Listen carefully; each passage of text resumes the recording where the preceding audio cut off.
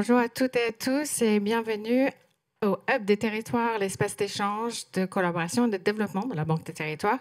Je suis Alexandra Ringo-Botman, responsable innovation et transition territoriale, et je vous souhaite la bienvenue pour ce deuxième rendez-vous de notre cycle Adaptation au changement climatique. Aujourd'hui, nous allons nous intéresser à l'adaptation et l'assurabilité des territoires avec une question majeure: quelle équation pour maintenir l'habitabilité des territoires? Bien sûr, à travers les différentes séquences ce matin, on va adresser d'autres questions sous-jacentes. Comment garantir l'assurabilité des territoires face aux risques climatiques à la hausse? À quelles conditions peut-on permettre le développement économique tout en sécurisant la qualité de vie des habitants? Comment les acteurs privés et publics peuvent-ils travailler ensemble pour prévenir les risques et renforcer la résilience des territoires? Nous remercions chaleureusement tous les intervenants ce matin, des experts thématiques et assureurs, pour leurs réponses à ces questions d'actualité.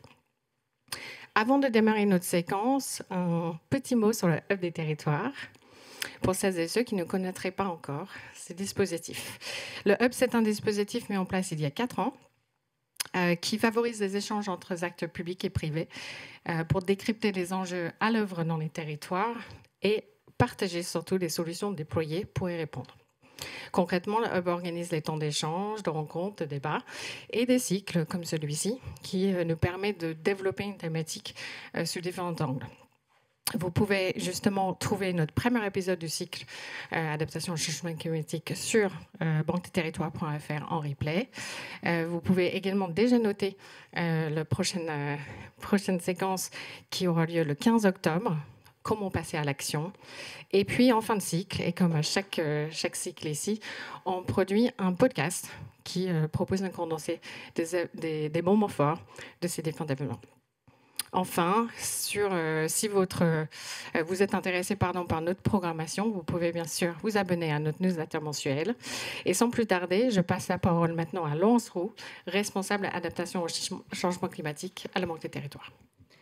Bonjour à toutes et à tous. Je suis particulièrement ravie d'introduire cette session dédiée à l'assurabilité, qui est un sujet qui me tient particulièrement à cœur. Je salue tous les participants qui sont en ligne. On a plus de participants en distanciel qu'en présentiel. Donc, j'espère que vous profiterez aussi pleinement de cette session à distance. Alors, assurabilité des territoires, ce n'est pas l'assurance des collectivités, ça en fait partie, mais pas que. Le sujet tel qu'on a souhaité le poser, c'est comment assure-t-on l'habitabilité? Comment s'assure-t-on ensemble de l'habitabilité actuelle et à venir des territoires? Et donc ce sujet n'est pas le seul sujet de l'assurance, même si bien sûr l'assurance est un point nodal de l'équation systémique, mais bien un angle de vue qui permet d'interroger la façon dont se développent les territoires et à l'aune de l'augmentation des risques émergents et plus que émergents, et des catastrophes naturelles, le risque assurantiel qui en découle est un révélateur finalement des fragilités de l'aménagement des territoires pour les entreprises qui produisent, qui investissent dans ces territoires, pour les habitants, la sécurité des habitations, pour la sécurité aussi de la santé. On parle souvent aussi de la question des dommages-ouvrages sur les biens, mais il y a un vrai sujet aussi sur l'assurance des personnes. Et aussi pour les collectivités, dans quelle mesure leur soutenabilité, les finances publiques aussi, peuvent être exposées finalement à ce risque d'inassurabilité d'une partie de leur territoire, mais aussi des infrastructures qu'elles financent. Et donc derrière la question de l'assurabilité, c'est aussi la question de la robustesse du financement. Et pour un financeur de long terme comme la Caisse des dépôts, mais comme d'autres banques, c'est est-ce qu'on a un risque de financer des actifs échoués parce que non adaptés dans le temps aux conséquences du changement climatique. Par conséquent, l'enjeu, il est de pouvoir dessiner quelque part des chemins où chacun des acteurs peut contribuer au service de ces territoires résilients pour une économie durable, plus robuste, dans une logique de transition juste qui intègre les vulnérabilités sociales autant que territoriales. Et donc, cette séquence vise à croiser les regards, comme l'introduisait parfaitement Alexandra. Collectivités, assureurs et assureurs, finances publiques. Comment on organise mieux la prévention comment on organise et on anticipe mieux la réparation, et puis comment on peut avoir un effet levier sur l'innovation et générer aussi de nouvelles dynamiques économiques, matériaux, numériques et peut-être d'économie souveraine, puisque c'est un sujet important dans la période actuelle. Et puis, dernier point, quand on parle d'assurance, on parle beaucoup de coûts évités. Mais il me semble que dans peut-être un chemin qui se dessine, c'est une logique d'investissement durable à fort impact, économique, écologique, social. Bref, un sujet large. Et je remercie encore une fois tous les intervenants et les participants de leur contribution et d'avoir accepté de jouer le jeu de ces échanges croisés entre différentes professions. Très bons échanges, très bonne séquence et un grand merci. Je passe la parole à Pavlina qui animera cette séquence. Merci Pavlina.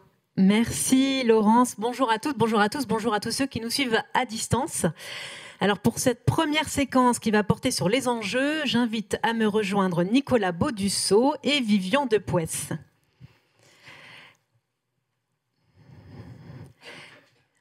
Nicolas Baudusseau, vous êtes bienvenue à tous les deux. Vous êtes Nicolas Baudusseau, donc directeur du département... Oh, vous êtes loin de moi, ça fait bizarre. Directeur du département Conseil en prévention et fonds publics au sein de la CCR, la Caisse centrale de réassurance. Et Vivian Depues, vous êtes responsable de la thématique adaptation au sein de l'Institut I4C. Avec vous, on va faire le point sur les grands enjeux de l'assurabilité des territoires, des biens et des personnes dans ce contexte de changement climatique. Je vais juste auparavant rappeler quelques indicateurs réalisés par Météo France, très parlants, avec quelques chiffres. 2,5, c'est la multiplication de la superficie du territoire en conditions propices au développement des feux de forêt. 14%, c'est l'augmentation de la proportion de cyclones très intenses, on parle de catégories 4 et 5. Et 12%, c'est l'augmentation de l'intensité des pluies extrêmes en région méditerranéenne sur la période 1961-2024. Bon, j'ai planté le décor. Dès lors, comment les territoires vont-ils faire face? Comment le marché de l'assurance peut-il continuer à épauler les collectivités et les individus dans ces situations extrêmes? Ce contexte exceptionnel vient interroger la pérennité d'un régime d'assurance et d'indemnisation unique dans le monde, dont on va parler avec vous, Nicolas Baudusseau. Mais avant cela, est-ce que vous pouvez nous rappeler ce qu'est la CCR et ses principales missions? Ah, il faut appuyer sur le bouton. Ah, juste une seule fois. Là, c'est bon? C'est parfait. Ah, super, merci. Merci pour votre invitation. D'abord, alors, la CCR, la Caisse centrale de réassurance, c'est une entreprise publique dont l'actionnaire unique est l'État, donc qui travaille en étroite collaboration avec le ministère des Finances et qui a deux métiers. Un métier principal historique qui est la réassurance. C'est-à-dire que de la même manière qu'un individu va se couvrir contre des risques avec un assureur, un assureur, il peut se couvrir auprès de réassureurs. Il y en a des privés. La CCR est un réassureur public qui intervient sur des marchés très particuliers pour lesquels, si on laissait faire totalement marché privé, ça ne marcherait pas totalement. On pourrait avoir des difficultés à assurer tout le monde à des prix qui sont accessibles. On a des exemples comme ça un petit peu partout dans le monde. Et donc, son premier métier, c'est la réassurance publique des catastrophes naturelles. Son deuxième métier, depuis quelques années maintenant, c'est de développer une activité de conseil en direction des pouvoirs publics, des collectivités territoriales, de l'État, mais aussi de l'ensemble des parties prenantes en matière d'adaptation au changement climatique. Alors, vous venez de l'évoquer, la CCR pilote le régime, où vous avez parlé du régime CatNat. Est-ce que vous pouvez nous rappeler les grands principes de ce régime ? Oui, alors ce qu'on appelle le régime CatNat, c'est le régime par lequel les biens qui sont situés en France peuvent être couverts quand il y a des catastrophes naturelles qui se produisent, pour peu qu'ils soient assurés. Il faut qu'ils soient assurés. Et il faut également qu'il y ait un arrêté de reconnaissance des catastrophes naturelles qui soit prononcé. Ce régime, il est hérité de la Seconde Guerre mondiale, de la Constitution de 1946, qui proclame que la nation doit être solidaire face aux calamités exceptionnelles. Il est né en 1982, donc avec un législateur qui avait pour ambition de faire en sorte que tout le monde puisse avoir une couverture à des prix relativement abordables, donc avec une très forte mutualisation et avec une très forte solidarité. C'est le premier fondamental c'est vraiment le principe fondamental du régime CatNat, c'est la solidarité, et ça s'exprime de manière technique, si j'ose dire, par le fait que sur chacun des contrats d'assurance, dommages aux biens, prenons les habitations par exemple, il y a un taux de surprime, ce qu'on appelle un taux de surprime, c'est-à-dire un pourcentage de prime supplémentaire que vous payez qui est égal pour tout le monde, qui est fixé par les textes, et que vous habitiez dans une zone très à risque ou dans une zone pas à risque, vous payez la même proportion de votre contrat d'assurance dommages aux biens. Ce taux, il est aujourd'hui de 20%, il a été augmenté ces dernières années, je vous expliquerai pourquoi tout à l'heure, mais en tout cas il est unique et donc ça permet d'avoir une solidarité qui est très importante. Au-delà de ça, ce qui est très important aussi, c'est que c'est un partenariat public-privé, c'est-à-dire que c'est un régime qui s'appuie sur la profession de l'assurance, qui va distribuer les contrats, qui va délivrer la garantie, qui va gérer les sinistres. Donc on a une activité très forte des assureurs sur ce sujet. Ils vont avoir un rôle déterminant dans l'avenir sur l'adaptation des biens face aux catastrophes naturelles. On le verra tout à l'heure. Et puis, partenariat public-privé, parce que les assureurs qui sont un peu...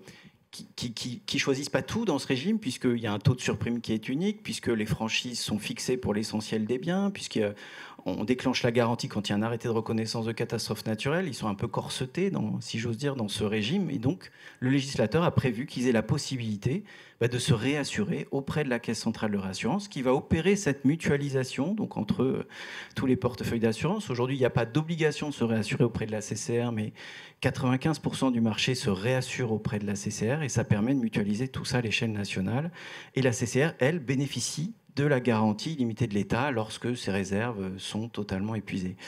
On a un régime donc, qui fonctionne comme cela, de manière très efficace en réalité depuis maintenant plus de 4 décennies. Quelques chiffres, c'est plus de 60 milliards d'euros de dommages indemnisés, c'est 12 millions de sinistrés indemnisés, c'est 97% de la population qui est couverte contre les risques de catastrophes naturelles, et puis c'est un système qui a été très équilibré pendant longtemps parce que l'État n'est intervenu au final qu'une seule fois en plus de 40 ans de vie, pour des sommes en plus qui étaient relativement modérées au tournant des années 2000. Donc on a un régime qui existe, qui est relativement unique au monde et en Europe. Des pays européens nous l'envient fortement. L'Allemagne est en train vraiment de regarder de très près pour s'inspirer de ce régime et pour l'importer, suite notamment aux inondations terribles qu'il y a eu en 2021 et qui avaient causé plusieurs centaines de morts, avec d'énormes dommages. Et donc il y a cet exemple-là, il commence à faire un peu à inspirer d'autres pays et il est vraiment très intéressant. Alors, pourquoi, même s'il est très intéressant, pourquoi l'équilibre de ce régime est-il remis en cause aujourd'hui ? Alors, c'est vrai que c'est un régime qui a été un peu chahuté ces 10 dernières années. Quand je dis chahuté, il a été mis en tension. Pour donner quelques ordres de grandeur de cette mise en tension, on a depuis 1982 une moyenne d'indemnisation au titre de ce régime par an qui est d'1,3 milliard. Voilà, 1,3 milliard, c'est ce que coûtent les catastrophes naturelles en moyenne depuis 1982. Si on regarde sur les 10 dernières années, cette moyenne, elle est montée à 2,4 milliards. Donc, depuis 2016, on a une augmentation très significative de la sinistralité, alors qui a été portée par quoi ? Qui a été portée par des événements très extrêmes, comme le cyclone Irma, qui avait touché les îles de Saint-Martin, Saint-Barthélemy, mais aussi, surtout, une succession de sécheresses. Alors, quand on parle de sécheresse, dans le régime des catastrophes naturelles, c'est ce qu'on appelle la sécheresse géotechnique, c'est le retrait-gonflement des argiles, c'est le fait que les argiles, sous l'effet de cycles d'humidification, de sécheresse, se contractent et se rétractent et provoquent la fissuration des maisons. Ça a des coûts extrêmement importants ces dernières années. Et d'ailleurs, l'événement le plus coûteux de toute l'histoire du régime CatNat, c'est pas une grande inondation, c'est pas un grand cyclone, c'est une grande sécheresse. C'est la sécheresse de 2022 avec plus de 3 milliards d'euros de dommages. On a donc une sinistralité qui a fortement augmenté et avec un choc d'inflation aussi qui s'est produit pendant ces années-là, et des recettes du régime qui ont fini par ne plus être suffisantes pour payer les sinistres. Donc un régime qui a été déficitaire sur les 9 dernières années, il a été déficitaire 8 ans. Et donc là, ce qui s'est passé assez naturellement, c'est que la CCR est venue puiser dans ses réserves. Elle est là pour ça, donc ce n'est pas forcément un souci, mais ces réserves ont fondu de 2,6 milliards d'euros sur la période. Et ce qui fait que la probabilité d'intervention de l'État pour venir abonder, solvabiliser le système, elle s'est considérablement accrue au cours de cette période-là, et qu'il y avait un besoin, dans ces moments de tension, de trouver des solutions à la fois rapides et de long terme pour pouvoir rééquilibrer en quelque sorte ce régime. Alors, on comprend donc que la pérennité du régime est menacée face à tous ces effets du changement climatique. Comment on garantit son équilibre à l'avenir? Comment on agit? Le rapport Langreney qui a été publié en décembre 2023, qui est donc le fruit du travail d'une mission interministérielle sur l'assurabilité des risques climatiques, ce rapport préconise une adaptation du système assurantiel. Est-ce que vous partagez ces orientations ? Oui, absolument. Alors, il ne dit pas que ça, le rapport Langreney, mais effectivement, il dit ça. Et il dit que l'une de ses premières recommandations, ça a été de dire, quand vous avez un système qui est déséquilibré entre des recettes et des dépenses, il y a deux voies possibles. La première, c'est d'augmenter les recettes. Et ça a été la première des préconisations, d'augmenter le fameux taux de surprime. Donc, ce taux de surprime pour les habitations est passé de 12% le 31 décembre 2024 à 20% le 1er janvier 2025. En termes d'euros, c'est intéressant de voir pour un ménage que ça représente. On est passé en gros de 25 € par an et par foyer, en quelque sorte, qui s'assure contre les catastrophes naturelles, à une quarantaine d'euros. Donc ça reste encore relativement abordable pour les populations, mais c'est une augmentation qui est significative et qu'il fallait faire pour effectivement rééquilibrer le régime, permettre à la CCR de reconstituer progressivement ses réserves et éloigner la possibilité que l'État intervienne. Donc c'était quelque chose qui était nécessaire, au moins sur le court terme, de rééquilibrer sur le passé. Mais avec les projections du changement climatique, on a des modélisations qui montrent que la sinistralité devrait s'accroître de 40 à 60% d'ici 2050, selon les scénarios du GIEC.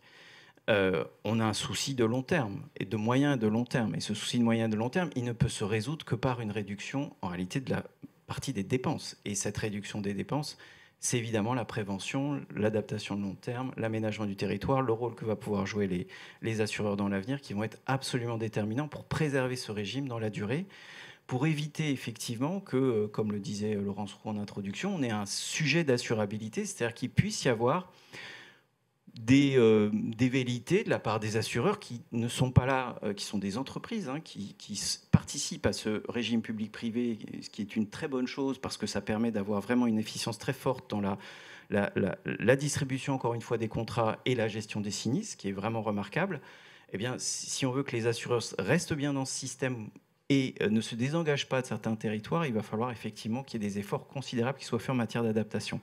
Non qu'il n'y en ait pas déjà, qui soient faits, parce que c'est aussi quelque chose qu'on mesure. Il y a des investissements très importants qui sont faits par les territoires, un peu partout en France, au travers d'un outil qui est essentiel, qui est notamment le fonds Barnier, qui est le fonds de prévention des risques naturels majeurs, qui, pour rappel, est à l'origine un prélèvement sur le régime d'indemnisation. Donc le régime d'indemnisation finance la prévention au travers de cela, même si depuis le lien a été un peu coupé, mais peu importe, il y a toujours ce prélèvement qui est effectué. Et ce fonds Barnier, il a été, on l'a mesuré, terriblement efficace. D'abord, il a permis d'engager 3 milliards d'euros d'investissement depuis 25 ans. 3 milliards d'euros de fonds Barnier, c'est à peu près l'équivalent d'investissement aussi des collectivités locales, puisque pour le fonds Barnier n'intervient qu'assez rarement à 100%, c'est souvent autour plutôt de 50%, donc les collectivités doivent mettre l'autre moitié, et puis avec une efficience qu'on a pu mesurer, en gros, d'1 € investi pour 3 € récupérés en bénéfice pour la nation. Donc on a un mécanisme qui marche relativement bien. Ce mécanisme du fonds Barnier marche bien pour les mesures collectives, pour la prévention des inondations, même si j'imagine qu'il y a des collectivités derrière leurs écrans ou peut-être dans la salle qui doivent se dire c'est compliqué de mobiliser le fonds Barnier. C'est vrai, il y a tout un tas de sujets. Il faut fluidifier tout un tas de choses. Il y a des tas de choses encore à modifier, mais globalement, il était plutôt efficace. On mesure que sur les inondations, par exemple, et c'est important de le rappeler, il n'y a pas d'évolution significative de la sinistralité sur les inondations.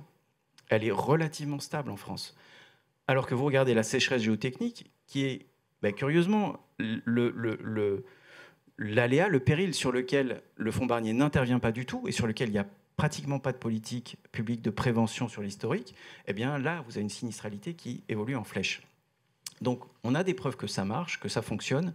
Il faut arriver à préserver cet outil, et ça sera compliqué dans les discussions budgétaires qui sont à venir, dans le contexte actuel que tout le monde connaît, de déficit public. Il faudra pouvoir préserver cette enveloppe du fonds Barnier. Il faudra pouvoir l'orienter aussi, faire en sorte qu'il puisse aller vers la prévention individuelle, ce qu'il a objectivement du mal à faire. C'est-à-dire qu'autant il finance très bien, facilement les digues, tout ce que portent les collectivités, même si c'est compliqué, on parvient à le faire et c'est efficace, autant pour adapter les biens à l'échelle individuelle, c'est un outil qui aujourd'hui mérite d'être profondément revu, et notamment avec l'aide des assureurs qui pourraient davantage être mobilisés dans tout ce travail, et je suis persuadé qu'ils seraient très motivés pour le faire. Alors, juste pour revenir sur ce que vous disiez tout à l'heure sur le taux de surprime donc, qui a été récemment augmenté, le rapport Langreney a préconisé aussi une révision régulière de ce taux tous les 5 ans. Qu'est-ce que vous en pensez? Est-ce que c'est une bonne chose? Eh bien, c'est en tout cas un filet de sécurité qu'il faut avoir, oui, effectivement. C'est-à-dire que si on veut avoir un système à l'équilibre, il faut pouvoir prévoir de le rééquilibrer au fur et à mesure que la dérive de la sinistralité s'observe. Mais c'est encore une fois, il faut que ce soit un fil, et puis il faut que ce soit bien objectivé sur la base d'une dérive réelle de la sinistralité. On sera obligé de passer par là si jamais on n'arrive pas à contenir d'ici là, effectivement, l'évolution du coût des dommages liés aux catastrophes naturelles. Mais l'idée, c'est quand même de les éviter. Un autre levier qui est préconisé par la CCR, c'est de recentrer les critères de reconnaissance de l'état de catastrophe naturelle sur le principe législatif originel, c'est-à-dire uniquement la couverture des événements d'intensité normale. Est-ce que ça signifie que les événements, ça signifie que les événements fréquents relèveraient de garanties contractuelles, comme c'est le cas pour les inondations? Mais en fait, il faut comprendre comment le schéma marche. Le schéma, il a vocation effectivement à traiter des catastrophes naturelles, des événements d'intensité anormale. C'est-à-dire qu'il n'est pas fait pour, quand il pleut et qu'il y a une cave qui est inondée, parce que c'est une pluie qui arrive en moyenne tous les ans, rembourser la cave qui a été inondée. Sinon, ça ne va pas marcher. Lorsque l'aléa devient presque certain, il ne faut pas que ce soit l'assurance qui perd. Aucun système assurantiel ne peut prendre en charge ça si c'est un événement qui est absolument certain. Ça peut être que par des mesures de prévention qu'on y arrive. Et il est important que le régime CatNat, il intervienne pour des événements d'intensité quand même suffisamment haute. En dessous, ça n'empêche pas d'avoir des garanties contractuelles. Et il y en a d'ailleurs des garanties contractuelles, notamment pour les inondations, en dessous de l'intervention du régime. Mais il faut que le régime, il intervienne collectivement. Et aujourd'hui, le seuil, ce n'est pas des événements qui arrivent une fois par siècle. C'est des événements qui arrivent en moyenne tous les 10 ans. C'est ça le seuil. Et on peut comprendre qu'en dessous de ce seuil-là, il faut que les territoires puissent s'adapter pour faire face à des événements de ce type d'intensité. Et d'ailleurs, il y a tout un tas de réglementations qui tendent à fixer cet objectif, voire des objectifs supérieurs d'ailleurs. Alors, la CCR a été missionnée tout récemment pour organiser l'Observatoire de l'assurabilité. Quels sont les objectifs ? Alors, c'est vrai que la CCR, à la suite du rapport Langreney, a été missionnée pour mettre en part des ministres, le ministre de l'économie et de l'écologie de l'époque, il y a eu quelques gouvernements depuis, pour mettre en place cet observatoire. Alors, pourquoi au départ ? Parce que, en fait, le sujet de l'assurabilité, c'est-à-dire quelle offre assurantielle on a sur le territoire, à quel prix, etc. Est-ce que tout le monde peut continuer à accéder à une offre assurantielle ? C'est un sujet qui est émergé il y a quelques années, avec des signaux plus ou moins faibles de là, on n'arrive plus à s'assurer, là, les assureurs se retirent, etc., etc. Il y avait des signaux qui étaient assez contradictoires, en fait, avec des choses qui étaient plutôt rassurantes, d'autres qui l'étaient moins. Et donc, l'idée, ça a été de dire, posons les choses et regardons objectivement la réalité de l'offre assurantielle sur le territoire français. Et c'est la raison pour laquelle l'Observatoire de l'assurabilité a été monté par la CCR en collaboration avec l'État, avec les assureurs, pour se mettre d'accord sur une méthodologie qui permettrait d'objectiver la présence des assureurs sur l'ensemble du territoire français. Donc c'est un travail qui est encore en cours, qui doit sortir normalement dans le courant de l'automne, avec un premier rapport qui fera le point sur l'ensemble de ces sujets.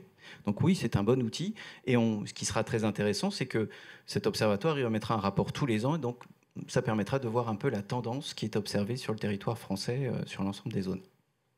Alors, du coup, dans une dernière question pour vous, Nicolas Bauduccio. Si on envisageait une seconde un mauvais scénario, en l'occurrence un retrait éventuel des assurances de certains territoires, quelles seraient les conséquences ? Ce sont des sujets qu'il faudra poser de manière extrêmement collective et qui remonteront à des niveaux que la CCR ne gérera pas. Enfin, ce sera clairement des sujets extrêmement politiques et qu'il faudra regarder de près. Il y a tout un tas de préconisations qui avaient commencé à être listées dans le rapport Langrenay, enfin, des choses les plus incitatives aux choses les plus coercitives.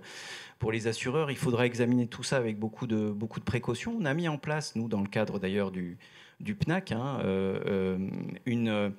une incitation des assureurs à rester dans les zones à risque, une incitation financière. Donc, dans le cadre de nos traités de réassurance, on a mis en place ce qu'on appelle une commission de réassurance qui est pour partie conditionnée au fait que les assureurs ne se désengagent pas des zones à risque. C'est un mécanisme qui va se mettre en place à partir de 2026.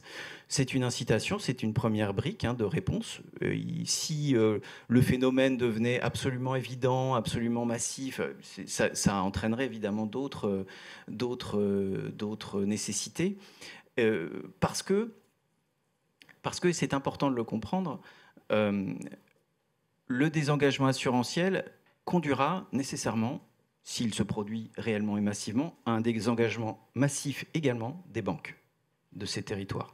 Il y a un effet en chaîne qui peut se produire et sur lequel il faudra que collectivement on soit tous extrêmement vigilants, c'est-à-dire que aujourd'hui, les banques, effectivement, aussi, de la même manière que les assureurs soumis à des régulations européennes, à une réglementation qui leur intime d'être prudents par rapport aux risques physiques auxquels elles sont exposées, eh bien, se regardent de près ce qu'elles financent et où elles le financent, de la même manière que les assureurs regardent de près, et c'est normal, ce qu'ils assurent et où ils l'assurent. Et c'est vrai qu'un désengagement possible des assureurs pourrait conduire à un désengagement des banques, c'est-à-dire, et le danger pour les territoires, qui ne sont pas nécessairement au courant de potentielles tendances sur les zones où ils aménagent le territoire, ces territoires pourraient se réveiller dans 10 ans, éventuellement sans assurance et sans financement, ce qui serait une voie de précarisation qui serait extrêmement, extrêmement importante. On n'en est pas là, je le précise, on n'en est pas là, mais c'est un sujet sur lequel il faut qu'on soit collectivement très attentif pour éviter qu'une mécanique infernale se mette en place. Tout à fait. Vivian de Poès, l'Institut I4C travaille actuellement sur le modèle économique de l'adaptation des territoires au changement climatique. Et la question de l'assurabilité, évidemment, au cœur de ces réflexions. On vient d'évoquer la nécessaire adaptation du système assurantiel dans ce contexte de changement climatique, en particulier du régime CatNat. Comment, selon vous, agir concrètement pour garantir la pérennité du régime ? En quoi l'adaptation des territoires peut-elle être un levier pour garantir l'assurabilité à l'avenir ? Bonjour à toutes et tous. Alors effectivement, l'Institut de l'économie pour le climat, I4C, on travaille principalement sur les politiques publiques et notamment les politiques d'adaptation au changement climatique et on regarde de près les travaux des assureurs et les rapports sur l'assurance. Et ce qu'on y lit ou ce qu'on en retient pour nos travaux, c'est que, et vous venez juste de le dire, c'est que, dans une certaine mesure, si on fait bien les choses, si on anticipe bien, le modèle qu'on a d'assurabilité, de mutualisation des risques, il peut être pérenne, à condition de bien faire les choses. Et quelque part, il y a un lien direct entre les questions d'assurance et les questions d'adaptation au changement climatique, qui est où est-ce qu'on fixe le curseur sur le niveau de risque résiduel qu'on accepte et qui continue d'être gérable. Et donc, tout le défi, c'est de mettre en place les actions de prévention, d'adaptation qui font que ce risque résiduel, il continue d'être gérable. Alors, nous, la manière par où on a pris le sujet, c'est vraiment... On a commencé par la question des coûts. C'est-à-dire, finalement, si on veut anticiper, si on veut adapter, combien ça va coûter. Et... Le premier constat qu'on a fait, c'est que, initialement, en tout cas ces dernières années, on anticipe assez peu d'un point de vue de prévention. Enfin, il y a de la prévention, je ne dis pas qu'il n'y en a pas, mais la manière dont évolue le risque, on l'anticipe assez peu, on est plutôt dans des logiques très réactives. On court un petit peu après l'évolution du risque, et ça a déjà un coût. Alors, ça a un coût pour l'assurance, mais ça a aussi un coût plus largement pour les finances publiques. avec des dommages qui sont à prendre en charge, des réparations qui sont à faire, des niveaux de service qui temporairement ou plus durablement peuvent diminuer. Si vous avez une infrastructure de transport qui est indisponible pendant quelques jours, quelques mois, quelques semaines, voire quelques mois suite à un événement climatique, ça a des conséquences. Et puis plus globalement des coûts pour les finances publiques, parce que généralement quand on est en face d'une situation d'urgence ou de crise, c'est le moment où on se tourne vers les acteurs publics pour demander de l'aide, des aides de crise, des éléments de relance. Et cette tendance-là, elle commence quand même à être observée, à inquiéter dans un certain nombre de cas, et à dire on a besoin d'anticiper plus. Alors, ça, c'est déjà quelque chose dont on se rend compte depuis quelques années. Les constats qu'on fait, nous, on vient tout juste de publier une revue de tout ce qu'on dépense, notamment au niveau national, pour mieux anticiper les effets du changement climatique, pour mieux se préparer, pour mieux s'adapter. Et le point positif, c'est qu'on est quand même sur une dynamique assez positive. Il y a des efforts d'anticipation de plus en plus. Il y a des dynamiques qui se sont mises en place. Vous mentionniez le 3e plan national d'adaptation au changement climatique. Ce n'est pas juste un document, il vient avec un certain nombre de dynamiques sectorielles. Vous parliez du fonds Barnier sur la prévention des inondations. Il a été rehaussé récemment. On peut citer tout ce qui est fait en termes de politique de l'eau, qui permet aussi une partie de gestion de sécheresse. Alors il y a des sujets qui sont plus difficiles, hein, le retrait-gonflement des argiles, les outils se mettent petit à petit en place. Donc il y a des progrès. On note aussi dans cette analyse que la dynamique elle est quand même fragile, notamment parce que elle est aussi très liée au contexte budgétaire qu'on connaît tous, et donc il y a des enjeux très forts à la maintenir. Et d'ailleurs, c'est l'image de cet iceberg. Il y a des choses qui sont très visibles et on voit, quand on parle du fonds Barnier, on sait qu'on est en train de parler de prévention des risques naturels. Il y a aussi beaucoup d'autres choses qui contribuent à réduire le risque et à s'adapter. Par exemple, quand on rénove ou on modernise des infrastructures, si on le fait de manière plus robuste, on est aussi en train de réduire le risque. Et donc, tout ça, ce sont des dépenses qui sont importantes. On identifie aussi des choses qui sont à faire en plus. Et donc, c'est un peu tout ce qu'on peut mettre dans une vision un peu élargie de la prévention, une prévention qui anticipe sur les risques futurs. Je vais citer trois grandes thématiques. La première, c'est on peut faire plus pour se préparer à mieux réagir quand les crises arrivent. Parce que finalement, quand la crise arrive, on peut aussi limiter les dégâts, limiter les dommages si on a des capacités de réponse qui sont meilleures. Donc l'ensemble des éléments du type système de suivi, de veille, d'alerte, préparation des personnes qui vont devoir intervenir, entraînement, moyens d'urgence. Finalement, quand on parle des moyens d'urgence de la sécurité civile ou des communes, c'est aussi ce qui permet de réduire les impacts. Et puis tout ce qui se passe après les crises, on n'en a pas parlé, mais ce sont aussi des moments de réduire le risque a posteriori, de faire en sorte qu'on reconstruit mieux, qu'on diminue les risques. Et donc, sur tout ça, il y a des choses qui sont identifiées qui pourraient être mieux faites.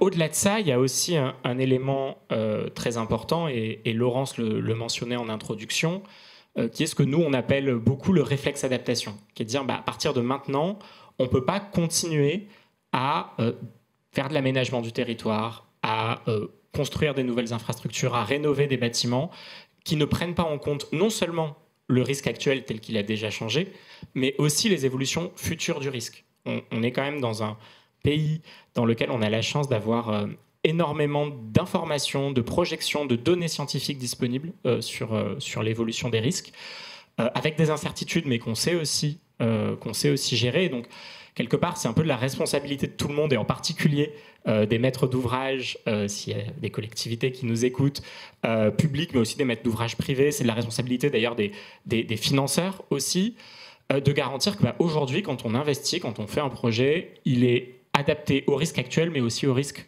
qu'on projette.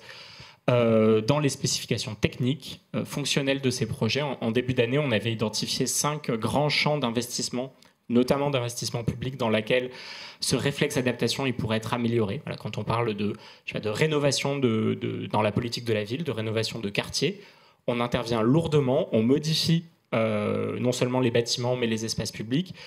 Intégrer le changement climatique, c'est la manière c'est le meilleur moment et la manière la plus chère de faire en sorte que demain, il n'y ait pas de problème lié au retrait-gonflement des argiles, lié aux inondations et aux autres risques climatiques. On peut parler du bâtiment, on peut parler des infrastructures de transport. Puis le dernier point sur qu'est-ce qu'il faut faire en plus en termes d'adaptation et de prévention, c'est ce qu'on pourra faire peut-être de manière un peu plus proactive en déclenchant un certain nombre de projets d'investissement spécifiquement pour réduire la vulnérabilité aux impacts du changement climatique. Alors soit en protégeant, il y a des endroits où ça peut tout à fait s'entendre, on va essayer de maintenir des activités, on va renforcer des infrastructures ou ce genre de choses. Et donc, à un moment, c'est des projets qui doivent être portés. Puis dans certains cas, en acceptant qu'il y a des choses qu'il va falloir réinventer, recomposer, transformer. Le risque inondation, on le parera pas partout en rehaussant des systèmes d'endiguement, en se protégeant plus, mais peut-être en faisant évoluer l'aménagement, en faisant en sorte qu'il y ait plus de perméabilité de l'eau, parfois en ayant des grandes opérations de renaturation de cours d'eau pour redonner de la place à l'eau. On a des voisins européens qui ont déjà fait ça, ça peut être des projets très ambitieux. Et donc ça, c'est des choses qu'il va falloir composés, souvent c'est très territorial, la bonne réponse, et dans lesquels il va falloir investir. Quand je dis ça, j'ai parlé principalement du volet coût, et vous me parliez de modèle économique. Effectivement, on ne fait pas un modèle économique en considérant uniquement les coûts. Il y a aussi tout un sujet de comment on identifie qui bénéficie de tout ça, comment on arrive à mettre en face le fait qu'à un moment il faut financer tous ces projets, tous ces besoins. Comme je le disais, on est dans un contexte budgétaire qui fait que si on attend uniquement des logiques de projets qui seraient purement subventionnés, on fera probablement pas assez d'adaptation, pas assez de prévention. Et donc, il y a tout un travail qui est très émergent. Nous, on commence tout juste, mais il y a beaucoup d'acteurs qui travaillent dessus pour identifier finalement quels peuvent être les bons modèles économiques de ces différents projets. Nous, notre intuition de départ, ou en tout cas ce qu'on retient des premiers travaux qui ont pu être faits là-dessus, c'est qu'il y a probablement une place pour les acteurs aussi de l'assurance dans ce sujet-là. C'est un sujet qui est à peu près systématiquement mis sur la table. Finalement, les assureurs ont intérêt, donc les assureurs à un moment vont payer. On sait que c'est pas aussi simple, qu'il y a des enjeux d'horizon de temps. Les projets dont je parlais tout à l'heure, ils mettent un certain temps à se mettre en place, un certain temps à être déployés. Un contrat d'assurance, il est renouvelable tous les ans. Donc la prévention, à un moment, il faut l'assureur qui est prêt à contribuer, il faut être sûr qu'à un moment, ça soit profitable aussi, que ça vaille le coup pour lui. Donc il y a des enjeux d'horizon de temps sur comment on déploie la prévention. Il y a des enjeux de distribution des coûts et des bénéfices. C'est pas forcément ceux qui ont la capacité de mettre en œuvre les projets de prévention qui vont en être les bénéficiaires. C'est pas forcément ceux qui peuvent payer qui vont en être les bénéficiaires. Donc en fait, on voit qu'il y a pas mal de modèles collectifs à inventer. Il y aura probablement des choses assez différentes selon les types de prévention. Si on parle de prévention collective des inondations, on a des outils. Par exemple, le Fonds Barnier montre les types de projets qui peuvent être portés. Souvent, ils sont portés par des acteurs collectifs, par exemple, des établissements de bassin, avec des modèles où on peut identifier qui bénéficient de la protection d'une infrastructure. On peut avoir des modèles économiques de type, avec des usagers qui payent pour un service de protection. Quand on parle plutôt de prévention individuelle, quand il s'agit d'aller faire le tour quasiment porte à porte de propriétaires de bâtiments, de maisons, en leur disant là il faudrait faire un diagnostic de votre exposition, là il faudrait mettre en place tout un tas de petits gestes. Il y a peut-être d'autres formats à imaginer. Il y a des collectivités qui portent des programmes de prévention qui peuvent subventionner une partie. Il y a des restes à charge. Est-ce qu'il y a des modèles à inventer dans lesquels différents acteurs peuvent contribuer? Est-ce qu'il y a d'autres actions sur lesquelles on va mutualiser? Tout ça, je pense qu'il y a beaucoup de choses qui sont en train de se passer. Il y a pas mal d'acteurs qui réfléchissent. Nous, notre conviction, c'est que ça va être des logiques très partenariales. Et là-dessus, le modèle CatNet donne un bon exemple de comment ça fonctionne. Il y a des essais d'assureurs qui se lancent un peu tout seuls, qui essayent de porter des choses et ils se rendent compte qu'en fait, c'est compliqué si ça ne s'inscrit pas dans le cadre d'une politique publique, si ça ne s'inscrit pas dans le cadre d'initiatives coordonnées, s'il n'y a pas des logiques de marché entre assureurs qui vont faire le même effort. Et donc ça, ce sont des choses qui commencent. Je pense qu'il y a pas mal d'expérimentations à faire, mais on est vraiment dans ce moment-là où on prend conscience de ça. Merci beaucoup à tous les deux. On a cette très bonne vision d'ensemble. Un grand merci. Vous pouvez rejoindre la salle. Alors, on l'a évoqué, donc les aléas climatiques vont s'intensifier à l'horizon 2050, plus particulièrement dans les territoires ultramarins qui sont touchés par le risque cyclonique. Selon une étude CCR Météo France Risk WeatherTech qui a été menée en 2020, la sinistralité pourrait augmenter de 20% en Outre-mer à l'horizon 2050, dû au fait de l'accroissement de la fréquence moyenne des cyclones et de la hausse du niveau de la mer. On a tous en tête malheureusement les dramatiques conséquences du cyclone Chido qui a ravagé Mayotte fin 2024 et du cyclone Garance à La Réunion en février 2025. En quoi l'inassurabilité des territoires ultramarins est-elle un problème ? On en parle tout de suite avec notre prochain invité, Nicolas Blanc. Bonjour Nicolas Blanc, vous êtes directeur régional Océan Indien à la Banque des Territoires. Avec vous, on va parler de ce qui se passe sur le terrain et plus particulièrement au sein des territoires ultramarins. Vous travaillez quotidiennement avec les acteurs économiques, institutionnels, les bailleurs sociaux, les promoteurs, sur des territoires qui sont donc particulièrement vulnérables aux aléas climatiques. Qu'est-ce que vous avez constaté au cours des derniers mois ? Bien, bonjour à toutes et à tous, merci de l'invitation. Ce que l'on constate sur le terrain, c'est évidemment une récurrence de la sinistralité qui augmente. C'est-à-dire que des événements extrêmes qui étaient jusqu'alors exceptionnels deviennent malheureusement quelque part un peu la norme. Moi, cela fait maintenant 3 ans que je réside à La Réunion et les 2 dernières années, nous avons eu 2 cyclones de force 3 destructeurs avec des coûts très importants. Ce que ça nous enseigne aussi, c'est qu'au-delà de la vulnérabilité de ces territoires qui est désormais très largement documentée, c'est que le coût de la sinistralité, il est quelque part inversement proportionnel au niveau de développement d'un territoire. Quand vous êtes à Mayotte, le coût de Chido, c'est évalué par la mission interinspection, c'est 3,5 milliards d'euros, parce que les infrastructures sont fragiles, parce que les savoir-faire agricoles font que voilà, on sait moins bien se protéger, parce que les maisons, quand il y en a, et à Mayotte, je vous rappelle que la moitié de la population vit dans ce qu'on appelle des bongas, donc des bidonvilles. Quand vous avez un toit en tôle, évidemment, des vents à 200-300 km/h n'y résistent pas. Ces toitures se transforment même en guillotine. Vous avez eu près de 50 morts à Mayotte au moment de Chido. Évidemment, les gens qui résidaient dans les bongas. Donc ça, c'est aussi un point. Alors, il ne suffit pas d'être riche pour mieux résister. Alors, pas en coût humain, mais au moins en coût financier. Les méga-feux en Californie, on est là dans la 4e économie du monde. Pacific Palisades, voilà, vous êtes parmi les ménages les plus riches au monde. Il n'en demeure pas moins que on ne sait pas répondre seul à de telles circonstances. Et donc, je reprendrai à mon compte, du point de vue diagnostic, ce que vous avez entendu en première partie, c'est-à-dire que tout ça, c'est quand même un enjeu de savoir travailler collectivement, public-privé.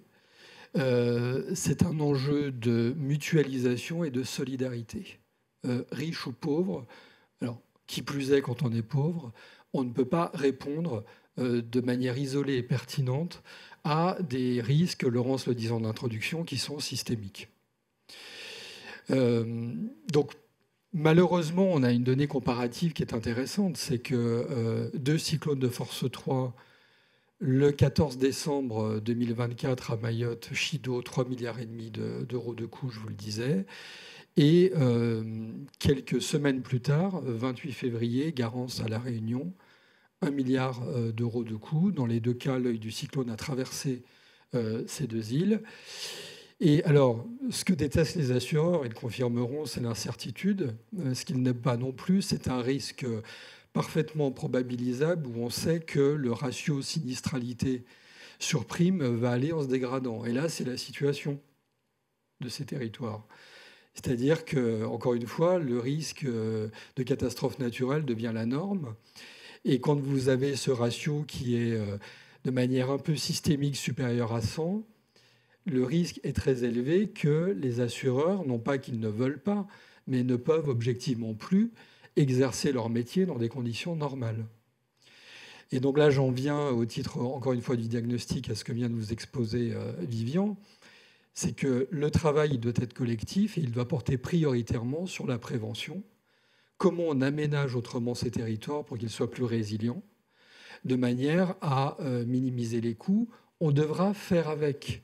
Ce que montrent très bien les travaux auxquels a contribué notamment Météo France dans l'océan Indien, c'est que le réchauffement climatique va se traduire non pas par une augmentation de fréquence des cyclones, mais par une augmentation de l'intensité des cyclones. Donc ils vont être de plus en plus destructeurs, ces cyclones. On le sait. Donc on ne va pas pouvoir faire sans, on ne va pas vider la Réunion Maurice de sa population, parce que le réchauffement se traduit par un abaissement plus au sud des couloirs cycloniques. Donc ça veut dire que l'œil de cyclone qui passait couramment à quelques dizaines, centaines de kilomètres au nord de ces îles, désormais régulièrement, et c'est scientifiquement documenté, va traverser ces îles. Donc on va devoir composer avec, ce qui veut dire qu'il faut faire plus résilient. Faire plus résilient, ça coûte plus cher. Ça suppose de revenir, et là aussi c'est onéreux, sur un certain nombre de choix d'aménagement de populations qui, dans toutes les îles, résident plus particulièrement le long des côtes, donc les territoires les plus vulnérables. Et donc il va falloir composer avec cela, et ce qu'on voit, encore une fois, et j'en termine par là au titre du diagnostic, c'est que ces territoires supportent mal l'artificialisation. C'était très intéressant de voir qu'à l'occasion de Garance, à Saint-Denis, vous avez des routes qui se sont transformées en torrents. Donc, plus vous artificialisez, plus vous augmentez l'intensité des conséquences des pluies et vents extrêmes. Alors, vous êtes bien revenu sur les dégâts causés par le cyclone Chido, matériel humain et économique aussi, du coup. Alors, justement, comment l'économie peut-elle repartir si seulement 10% des personnes sont assurées ? Comment on renoue avec l'activité économique dans de telles circonstances ? Vous avez au moins deux manières de voir les choses. On sait faire fonctionner une économie sans qu'elle soit assurée, puisque Mayotte fonctionne, a beaucoup d'économies informelles, et en moyenne, vous venez de le dire, aux alentours de 10% des personnes physiques et morales sont assurées. À La Réunion, vous avez un taux d'inassurabilité qui est de l'ordre de 30%. Donc quand même, on est sur des moyennes qui sont très nettement supérieures. Je mets même à part Mayotte et Guyane par rapport à ce qui est constaté dans l'Hexagone. Donc, premier niveau de réponse, on peut se dire on sait faire fonctionner une économie sans qu'elle ne soit assurée. Alors, premier niveau de réponse qui est largement insatisfaisant, parce que, et là je reviens au point par lequel monsieur a terminé, c'est qu'une économie qui n'est pas assurée présente le risque d'être une économie qui n'est pas financée. Et quand la Banque des Territoires intervient, au même titre que le Crédit Agricole à Mayotte, la CEPAC, l'Agence française de développement, évidemment, nous ne pouvons pas financer des infrastructures qui ne sont pas financées, finançables. Donc le risque est que un territoire inassuré, inassurable, ne soit tout simplement pas bancarisable. Et à ce moment-là, c'est la reconstruction que vous ne savez pas accompagner. Ça, c'est le risque avéré. Après, moi, je vais vous faire part vraiment d'un vécu dans l'actualité. Parce que je pense que l'intérêt de faire intervenir quelqu'un d'aussi loin et qui a les pieds dans la glace du terrain très opérationnel tous les jours, c'est que je me permets de partager avec vous, c'est le fait suivant. Collectivement, nous ne sommes pas bons sur la réponse aux urgences, sur le financement de l'urgence. Moi, je passe mon temps à voir des décideurs publics, des maires, qui attendent toujours, 9 mois plus tard, de voir arriver ce qui est de moins en moins bien nommé le fonds d'urgence. Donc, qui fait le relais de trésorerie des dommages causés? Parce qu'il a fallu réouvrir les écoles en urgence. Les écoles sont devenues des lieux de refuge. Il a bien fallu rétablir le transport scolaire. Qui fait le relais de trésorerie? Les communes, dont la santé financière n'était déjà pas florissante le 13 décembre dernier, puis les entreprises, les PME, les TPE, qui étaient déjà fragiles. Donc, le niveau de tension sociale aujourd'hui à Mayotte, entre les entrepreneurs qui ne sont pas payés des travaux qu'ils ont réalisés en urgence, qu'ils ont dû réaliser, vous vous en doutez bien, sans faire des appels d'offres européens, de mise en concurrence avec analyse des offres, etc.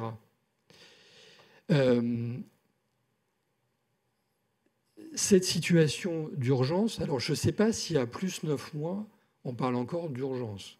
Normalement, on est dans la reconstruction. Il se trouve quand même qu'on est encore dans la gestion d'un certain nombre de situations d'urgence qui ne peuvent pas ne pas nous interpeller. Alors nous, Banque des Territoires, la Caisse des dépôts, historiquement, on transforme l'épargne populaire liquide en financement long, très long. On se présente comme étant un financeur du long terme. Il n'en demeure pas moins que quand quelques-uns, dont Laurence ici assise au premier rang et d'autres, on veut faire de l'adaptation au changement climatique un vrai sujet sérieux. Ça ne peut pas ne pas interroger le financeur de très long terme que nous sommes sur sa capacité à intervenir en urgence. Et très franchement, les sommes en jeu ne sont pas colossales. C'est-à-dire qu'il faut qu'on sache, la Banque mondiale sait le faire dans un certain nombre de pays en développement, faire les relais de trésorerie auprès de contreparties dont on connaît le profil de risque, de manière à ce qu'on ne se retrouve pas dans ces situations vécues, constatées à grande échelle à Mayotte aujourd'hui, dans une moindre mesure à La Réunion, où ce sont les acteurs économiques les plus fragiles qui agissent et font les relais de trésorerie que nous, assureurs, nous, institutions financières, nous, fonds publics, ne savons pas, de toute évidence, je ne fais de procès d'intention à personne, décaisser dans des pas de temps très rapides. Donc ça, c'est quand même un enseignement empirique où je pense qu'on doit collectivement savoir agir autrement si on essaie de retenir des enseignements utiles de catastrophes récentes. Voilà, moi je veux vraiment insister là-dessus. Il y a vraiment les phases d'urgence. Il faut qu'on sache collectivement travailler autrement. Les phases de reconstruction. Et tout ça se concilie quand même assez mal avec les modes de faire habituels, de mise en concurrence, de sélection, via des normes d'ailleurs tout à fait respectables pour qu'on passe des marchés à des entreprises où on s'assure d'un minimum de KYC à qui dans les flux financiers et à qui on accorde les fonds.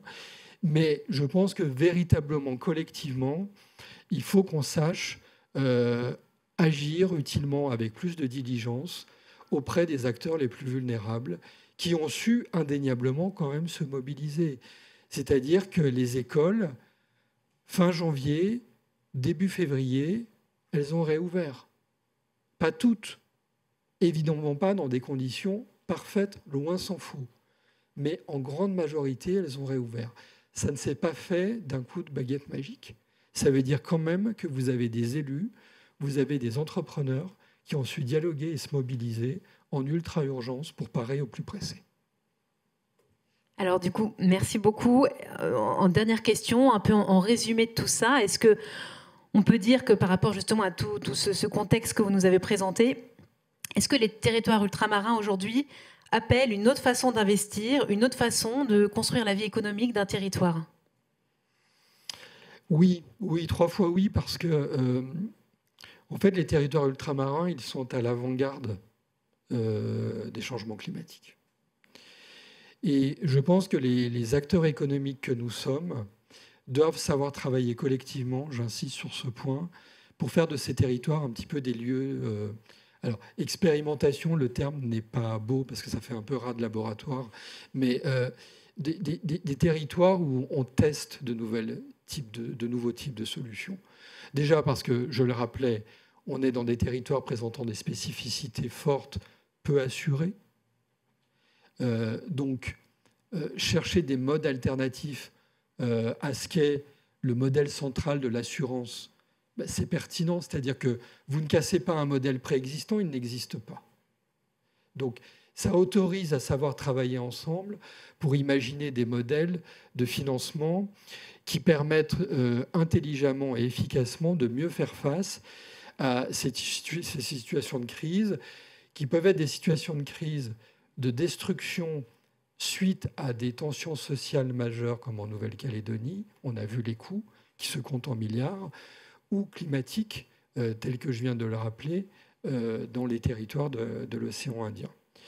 Donc ça, premier niveau de réponse, je pense que oui, il présente les caractéristiques, j'ai envie de dire malheureusement pour eux, mais il faut qu'on sache travailler avec cette donne qui s'impose à nous, d'être des territoires vulnérables, où on a des vrais retours d'expérience en termes de coûts, pour agir collectivement autrement par rapport à des modèles d'intervention standards. On le fait déjà. La Banque des territoires décline un prêt reconstruction dès lors qu'il y a énoncé de l'état de catastrophe naturelle, où on a une enveloppe de prêt de 600 millions d'euros que nous travaillons actuellement à Mayotte, qui est un prêt à taux zéro en termes de remboursement de capital et d'intérêt pendant 5 ans. C'est un prêt sur long terme de 30 ans, donc différé total pendant 5 ans, entièrement garanti par l'État. Ça ne suffit pas. Aujourd'hui, on a décidé d'engager près de 140 millions d'euros sur les 600. Ce n'est pas qu'une affaire de financement à taux bonifié et de subvention. Là où on doit aussi savoir travailler collectivement, c'est du point de vue de l'ingénierie. Et là aussi, je mets en évidence devant vous une tension qu'a rappelé Vivian, et je ne peux qu'y souscrire, c'est l'enseignement qu'on doit retenir de tout cela, c'est reconstruire autrement. Oui, mais là aussi, vous avez l'urgence des situations, réouvrir les écoles, rétablir l'électricité, rétablir la fibre, rétablir la circulation sur les routes. Tout cela, vous vous doutez bien, ça ne se fait pas avec des analyses d'impact qui vont durer 6 mois.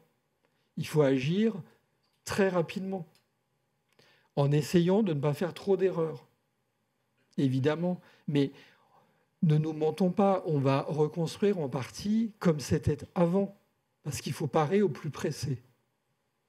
Ça, c'est quand même, encore une fois, j'y reviens, c'est l'urgence qui s'impose à nous, et de savoir rétablir des services et des biens de première nécessité pour que la population ait à nouveau accès à l'alimentation, à l'eau.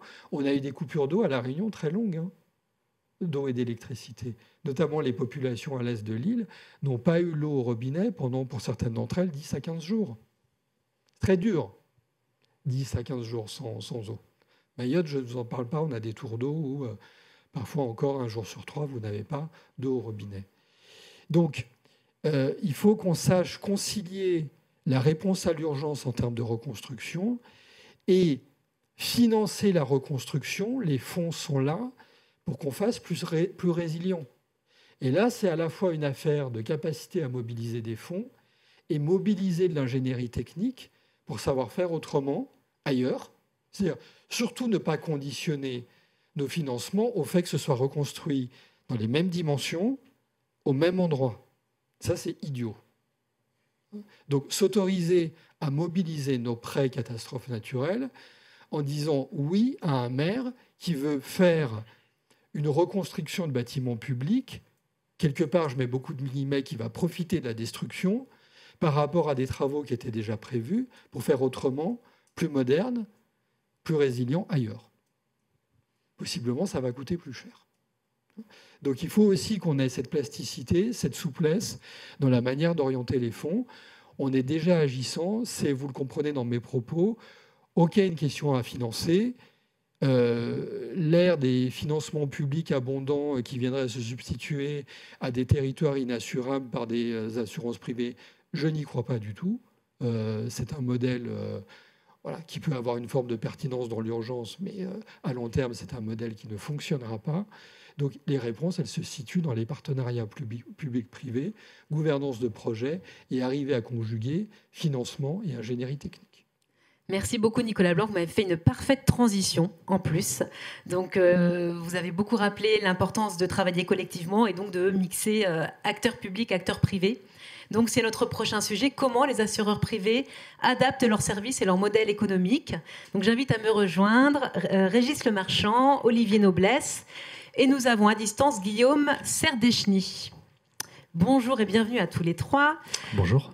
Bonjour Régis Lemarchand, vous êtes directeur général délégué Generali Yard.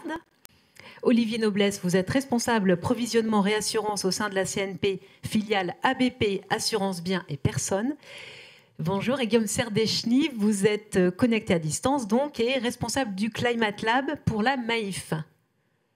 C'est ça. Alors, Lab Climat, on dit plutôt côté Maïf. Mais ah, oui, d'accord, Lab Climat, c'est ça? Lab Climat, oui. Lab Climat, pardon. Très bien. Donc, on en parle là depuis le début. Face aux conséquences du changement, les territoires s'engagent dans une stratégie d'adaptation, mais ils ne sont pas les seuls. Les assureurs aussi doivent s'adapter et repenser leur modèle. Régis Lemarchand, une première question en réaction aux interventions précédentes. Quelle est votre vision du rôle de l'assurance dans ce contexte de changement climatique ? Tout d'abord, je voudrais vous remercier pour cette invitation et puis la qualité de ce débat parce qu'on est vraiment au cœur d'une problématique très importante. Je voudrais aussi saluer le travail remarquable qu'a très bien expliqué Nicolas Baudusseau de la CCR. La France est le seul pays à disposer de cet outil qui permet une mutualisation plus importante d'événements extrêmes. Pour vous donner quelques exemples, les pays qui n'ont pas ce dispositif, les assurés payent souvent beaucoup plus, voire 2 fois plus de primes pour assurer les catastrophes. Et puis je voudrais aussi saluer ce que vient de dire Nicolas Blanc au sujet de l'urgence, mais je crois que ça fera l'objet d'une thématique sur la gestion de crise, parce que la gestion des impératifs administratifs ou réglementaires est souvent très difficile à mener dans un cadre aussi complexe que celui de l'urgence dont il a parlé. Alors, quels sont le rôle ou les rôles d'un assureur ? De mon point de vue, il y en a 3. Il y a d'abord le rôle d'investisseur pour aider à la transition écologique. Vous savez que les assureurs sont des investisseurs de premier plan dans l'économie, notamment grâce à l'assurance vie. Et donc, chez Generali, par exemple, ce qu'on fait depuis des années, c'est qu'on s'interdit d'investir dans des projets de pétrole, de gaz ou de charbon. Ça participe également à la transition écologique et on assure énormément et on finance beaucoup de projets sur l'énergie verte. Un rôle institutionnel également, puisqu'on a une parole importante auprès des entreprises ou des particuliers. Et nous étions par exemple hier au ministère de la Transition écologique pour animer une cérémonie de remise de prix Enterprise pour récompenser les PME les plus engagées dans la RSE, c'est-à-dire la résilience climatique, l'adaptation au changement climatique et puis l'ensemble des démarches RSE. Et puis un rôle d'assureur, qui est votre question, je vais y venir plus précisément, qui est de maintenir notre rôle dans un monde où effectivement l'aléa change et l'incertitude augmente, et les assureurs n'aiment pas l'incertitude. On sait gérer l'aléa, c'est notre métier. L'aléa, c'est la gestion de probabilité, c'est l'observation du passé pour définir des fréquences, pour définir des coûts moyens, pour définir des intensités, et projeter, on va dire, ces événements-là sur le futur, calculer des primes individuelles et assurer la mutualisation des risques. Alors, aujourd'hui, qu'est-ce qui nous fait le plus peur ? Ce qui nous fait le plus peur, c'est d'abord l'augmentation de l'incertitude et les changements rapides. La question qu'on se pose aujourd'hui, c'est serons-nous capables demain d'assurer un monde à plus 4 degrés ? Je reprends la phrase d'un de mes concurrents, mais elle est très vraie. Aujourd'hui, c'est évidemment une problématique qui va de plus en plus se poser.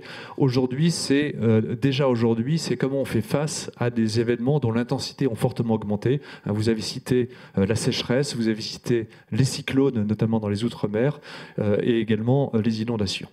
Donc notre rôle, c'est évidemment de continuer à avoir cette gestion de l'aléa, de continuer à mesurer et à prédire, mais aussi de réduire les risques. Aujourd'hui, la réduction des risques est, de mon point de vue, l'élément principal qui va permettre aux assureurs de continuer à exercer leur métier. La prévention, si on y pense d'un point de vue économique, l'investissement en prévention est beaucoup plus rentable pour les acteurs économiques que l'investissement dans une prime d'assurance. Et donc je le dis et je le redis, parce qu'on y reviendra tout à l'heure, je pense que la prévention est insuffisamment faite sur les risques climatiques. Je prendrai 2 parallèles que les assureurs connaissent bien, c'est l'incendie ou le risque routier. En incendie ou en risque routier, les systèmes de prévention sont très élaborés, très efficients et permettent de réduire les risques de façon considérable et de régler ou de diminuer la problématique d'assurabilité. Je ne vois pas pourquoi on n'y arriverait pas sur le risque climatique. C'est un sujet dont l'ensemble des acteurs, vous l'avez dit tout à l'heure, s'emparent insuffisamment. Et donc le rôle, en tout cas, que va se donner Generali dans les années à venir, c'est d'appuyer très fortement sur la prévention, parce que c'est une condition essentielle de l'assurabilité. Alors, je vais être très directe dans ma prochaine question. Est-ce qu'il y a des risques qui ne sont plus ou qui ne seront plus indemnisés par les assurances ? Nicolas Baudusseau, excusez-moi, en parlait tout à l'heure, donc avec l'Observatoire de l'assurabilité qui a été mis en place avec notamment pour mission d'évaluer les pratiques assurantielles dans les zones les plus exposées. Est-ce qu'on a des assureurs qui se désengagent aujourd'hui de certains territoires ? Alors, la CCR publiera au courant de l'automne les résultats de cette étude. De mon point de vue, il n'y a pas encore aujourd'hui de territoires dans lesquels les problèmes d'assurabilité sont insurmontables. Il y a des territoires dans lesquels il y a moins d'assureurs, mais aujourd'hui, globalement, il n'y a pas de problématique de réponse assurantielle. En revanche, il va y en avoir si rien n'est fait aujourd'hui. Il y a certains domaines. Alors, je prends une problématique qui n'est pas celle du climat, mais qui est celle des mouvements sociaux. La Nouvelle-Calédonie est devenue inassurable aujourd'hui pour tout ce qui concerne les émeutes, les mouvements populaires ou tout type d'actes de vandalisme dans le cadre effectivement des problématiques sociales en Nouvelle-Calédonie. Il ne faudrait pas que ça devienne le cas pour des raisons climatiques. Alors, l'aléa, et Nicolas l'a dit, l'aléa, c'est vraiment l'essence même de notre métier. Et lorsqu'il n'y a plus d'aléa, c'est-à-dire lorsque la probabilité est égale à 1 de la survenance d'un événement, l'assureur ne sait pas faire. L'assureur n'invente rien, il ne fait que transformer des statistiques pour récolter des primes et payer des sinistres avec ces primes-là. Donc il n'y a pas de, si vous voulez, il n'y a pas de création de capacité qui se fasse en dehors d'un modèle statistique et la présence d'un aléa. Donc, pour prendre un exemple très concret, il y a aujourd'hui des maisons qui sont dans le trait de côte, dont la probabilité de destruction est 1. Peut-être la seule incertitude, c'est la date exacte. Ces maisons ne sont pas assurables. Guillaume Serdechny, est-ce que vous voulez compléter, confirmer, réfuter les propos de Régis Lemarchand ? Non, je rejoins tout à fait ce qui vient d'être dit. En effet, aujourd'hui, il n'y a pas de territoire inassurable, mais on voit en effet apparaître des tensions qui sont de plus en plus visibles, et ces signaux faibles montrent que la situation est en train de se tendre et qu'il est nécessaire d'organiser une réponse de façon à ce que ce risque qu'on vient d'évoquer, que le risque d'assurance ne repose pas uniquement sur quelques acteurs, comme ça peut être le cas aujourd'hui, notamment aux Antilles. Et donc, par rapport à ça, la Maïf, la volonté de la Maïf ou la conviction de la Maïf, la position qu'on porte, c'est qu'on doit laisser personne sans solution. On doit chercher à maintenir un accès à l'assurance pour tous, et en particulier pour ceux qui sont les plus fragiles économiquement et les plus exposés au risque, ce qui va souvent de pair. Parce qu'il faut bien avoir en tête que c'est une véritable bombe sociale à laquelle on pourrait être confronté, qui toucherait une large partie du pays. On a vu qu'il y avait un pourcentage du territoire exposé qui était assez fort, et une large partie des habitations conséquemment.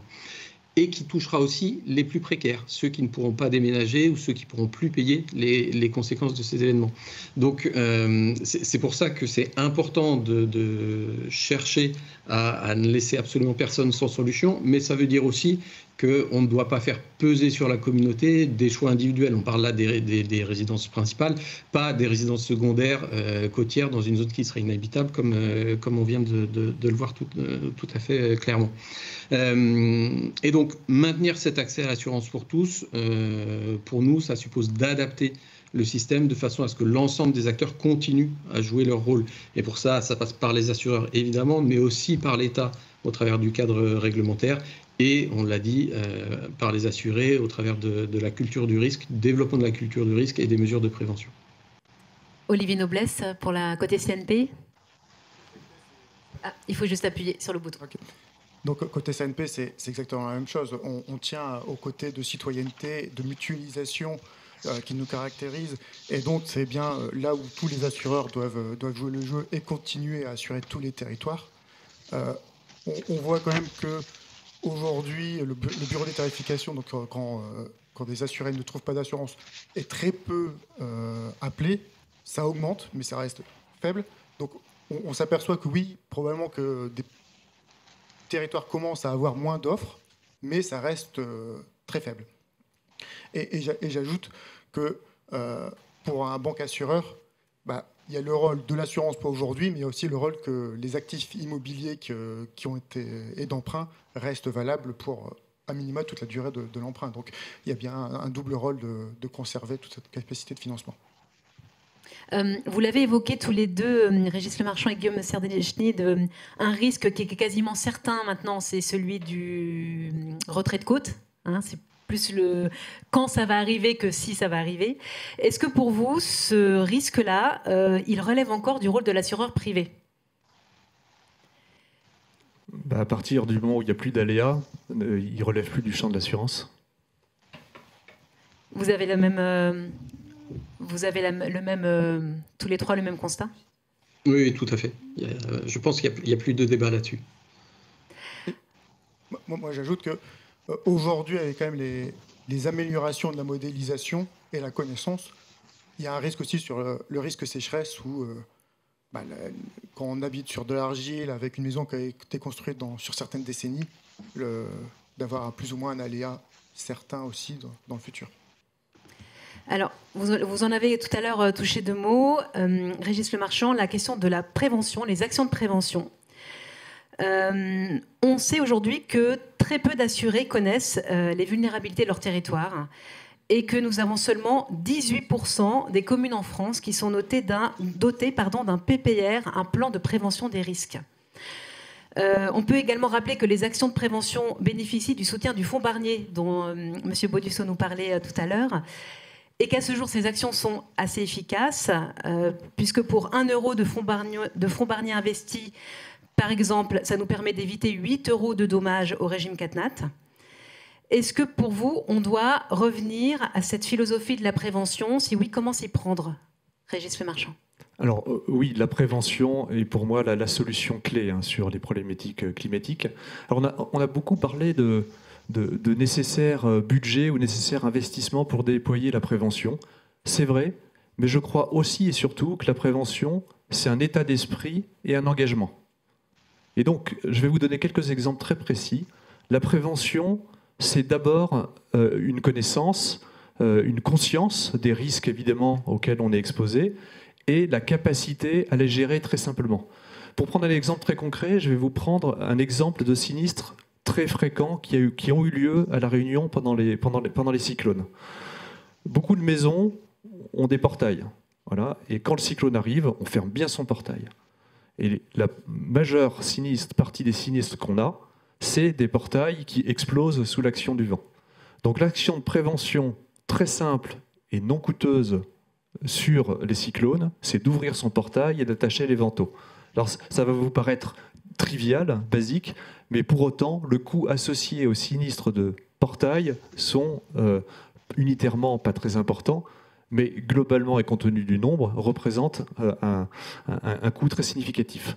Autre exemple, toujours dans le domaine cyclonique, vous savez, notamment La Réunion, la plupart des toitures sont boulonnées. Voilà, c'est des tôles qui sont boulonnées. Mais si le boulonnage était vérifié tous les 5 ans, c'est pas très compliqué, effectivement, avec une clé qui mesure effectivement la tension du boulon, on n'aurait pas des toitures qui s'envolent. Et là, on parle de sinistres très coûteux. Donc, ce que je veux dire, c'est que la prévention, avant de parler de coûts et d'investissement, il y a d'abord un enjeu, et je reprends ce qui a été dit, de mobilisation collective. Et d'ailleurs, ce que souhaite faire Generali à travers sa filiale Prudence Créole à La Réunion, c'est vraiment de mener des actions très fortes de prévention auprès des populations et entreprises locales, parce qu'on est convaincu, d'une part, que La Réunion est assez réceptive d'un point de vue culturel à ce type de démarche. Nous y avons en plus une part de marché supérieure à 30%, donc autant vous dire que c'est une exposition considérable pour nous, et on est convaincu que cette action-là est possible. Est-ce que ça ne résoudra pas tout, notamment les cyclones de force 4 ou 5, voilà, qui sont très destructeurs, mais je suis convaincu que le coût des cyclones qui sont survenus, Garance notamment, aurait pu être bien moindre si des actions très simples et non coûteuses prévention avaient été mises en place. Un dernier exemple, celui de la sécheresse. Vous savez, le meilleur moyen de diminuer les sinistres sécheresse, c'est de demander justement aux personnes qui ont des maisons construites entre les années 70 et 2000 sur des zones argileuses, de couper toute végétation à moins de 5 mètres de la maison. C'est pas compliqué, il faut faire venir un jardinier, il faut accepter, c'est vrai, de se séparer parfois d'arbres qui sont très beaux, mais la principale mesure de prévention, c'est celle-ci, c'est pas d'aller chercher des mesures très coûteuses. Et c'est pour ça que je dis que la prévention, avant d'être un coût ou un investissement, c'est d'abord un état d'esprit et une mobilisation collective. Et j'invite tous les participants, toutes les personnes concernées, les collectivités, les individus, les personnes morales, justement, comme on l'a fait encore une fois sur l'incendie ou la prévention routière, à être beaucoup plus présents sur cette prévention et actifs. Merci, c'est très clair. Olivier Noblesse, le positionnement de la CNP sur ces questions de prévention ? C'est évidemment le même. Alors, côté CNP, on a un peu moins de connaissances que mon confrère sur la partie risque et précision des risques, mais on voit bien quand même que si on cherche à modéliser au mieux les risques, et notamment pour aller de manière très précise, l'objectif, ça ne doit pas être de restreindre. On pourrait restreindre, mais ça ne doit pas être de restreindre, mais plutôt de partager cette connaissance des risques avec nos assurés pour leur faire comprendre les risques qu'ils courent et de faire une prévention adaptée à ce risque. Donc c'est réellement utiliser le modèle, non pas juste pour nous, mais de bien partager ces modèles pour l'utiliser au mieux et dans l'intérêt de tous. Guillaume Serdechny, est-ce qu'au niveau de la MAI, vous avez des actions, vous déployez des actions de prévention spécifiques ? Alors, oui, je rejoins tout à fait ce que vient de dire M. Noblesse, c'est-à-dire qu'il y a plusieurs niveaux, en fait. Et le premier, c'est celui de la meilleure connaissance du risque pour l'assureur. Pour pouvoir inciter à la prévention, il faut bien connaître le risque. Et donc, ça suppose de développer pour les compagnies ce domaine et investir le champ de la modélisation. C'est d'ailleurs pour ça qu'à la MAIF, on a créé le LabClimat il y a quelques années. Et que ça nous amène à nous doter de nouvelles compétences, des métiers qu'on n'avait pas l'habitude de voir ou pas encore l'habitude de voir dans les compagnies d'assurance traditionnelles telles que Cat Modeler, qui étaient plutôt des postes qu'on trouvait chez les réassureurs, et d'explorer tout le champ des données disponibles. Donc ça, pour moi, c'est le premier niveau, enfin le socle en tout cas, niveau 0 de la prévention. C'est d'abord l'augmentation de la connaissance du risque côté assureur. Et puis ensuite, oui, le premier niveau, c'est diffuser la connaissance du risque. Et pour diffuser cette connaissance du risque aux assurés, il faut la partager.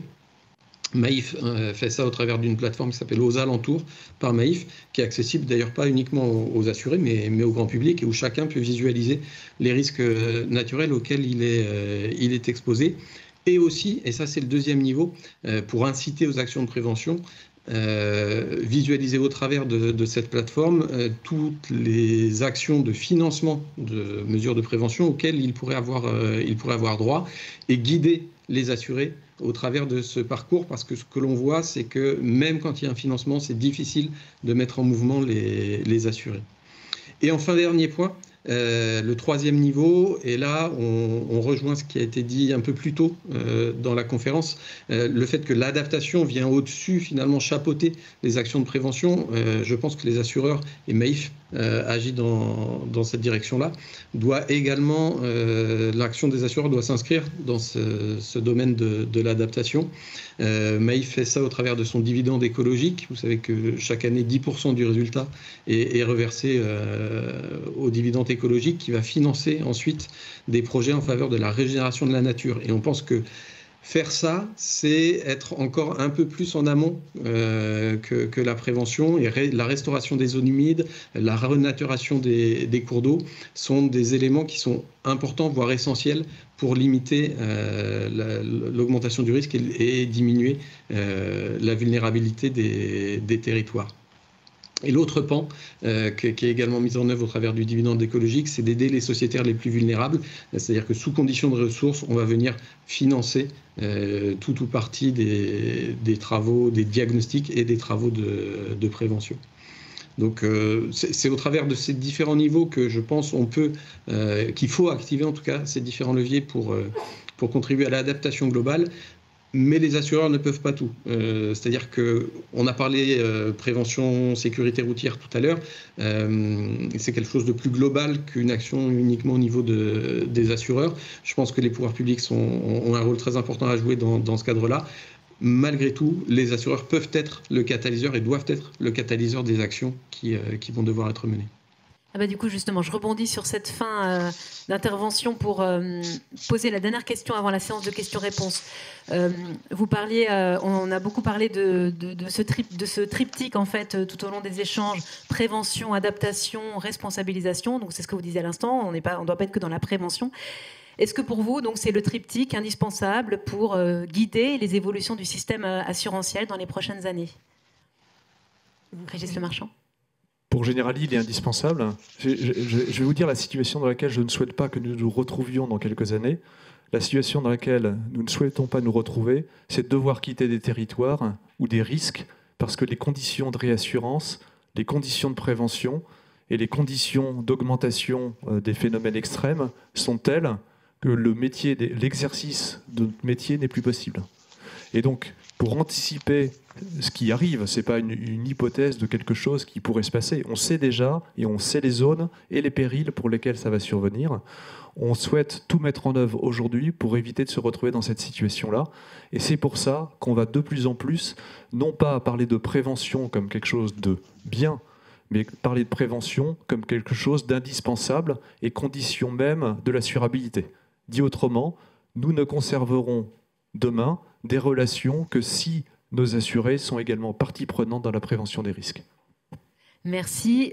Olivier Noblesse, vous voulez compléter? Nous, on a un rôle un peu particulier puisqu'on fait partie du grand pôle public.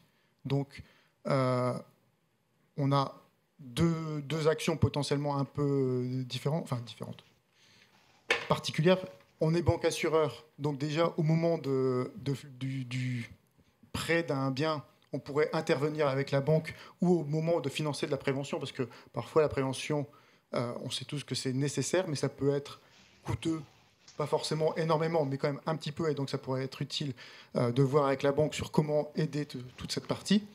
Et l'autre partie qu'on a pensé, mais encore au stade un peu embryonnaire au niveau de CNP, ce serait de voir pour afficher les zones de risque dans les bureaux de poste, puisque les bureaux de poste sont quand même partout sur le territoire, et ça permettrait aux différents assurés, mais pas que, puisqu'au final, les bureaux de poste ont un tel passage que ça permettrait à toute la population de voir sur sa zone d'habitat quel est le risque et ce qu'il en est.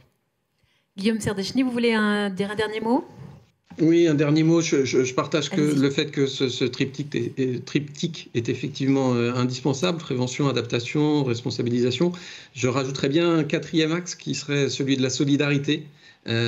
Par nature, à Maïf, on a la conviction que les réponses passent par le maintien d'un haut degré de mutualisation à tous les niveaux, que ce soit assureur, assuré, et plus globalement, la réponse sociétale face au risque climatique doit passer par la solidarité. Il faut qu'on le garde en tête.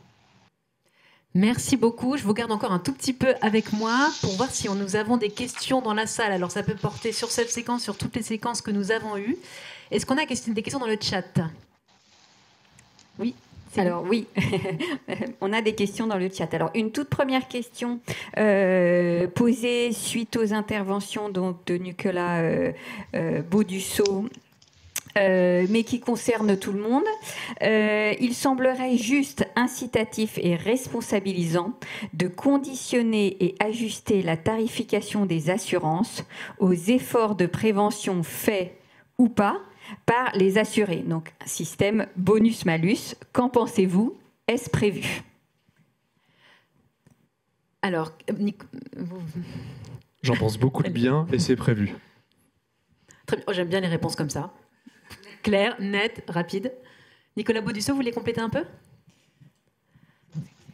C'est une question effectivement qu'il faudra se poser, le conditionnement notamment de l'assurance à l'adaptation. Je crois que ça va devenir